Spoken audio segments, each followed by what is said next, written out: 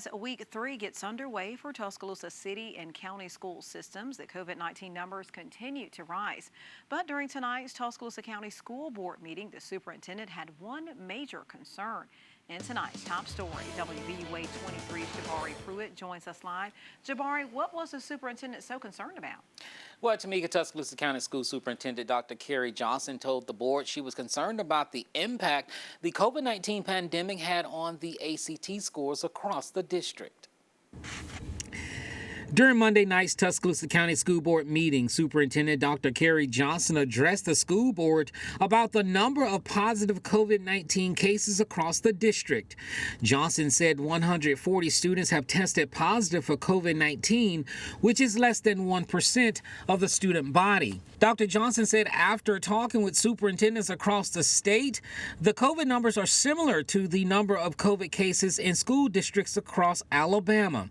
In 2020, due to the pandemic, Johnson said students were learning virtually or in person. They were also without learning for nearly 2 months. For that, she believes it's the reason for the low 11th grade ACT scores. Our scores were down across the board in all subject areas amongst all subgroups.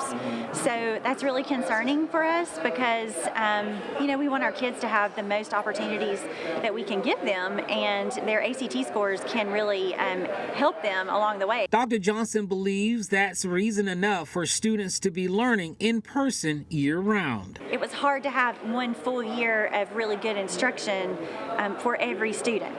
So our goal is this year is to keep everybody in our buildings. We don't really have a virtual option other than what's required by the state because we feel like being in school is the best place for our kids to be. The school board heard the first presentation of the $253 million fiscal year 2021-2022 proposed budget, which is expected to be higher. In this budget, there are funds being used for COVID-19 purposes across the school district. We're already using some stuff. We've purchased some masks. We've purchased some hand sanitizer. So as needs occur, we do have funds from ESSER funds that we're able to use for that. Now, Dr. Johnson said the system has purchased some ACT prep programs that will allow teachers to help students get ready for the ACT test.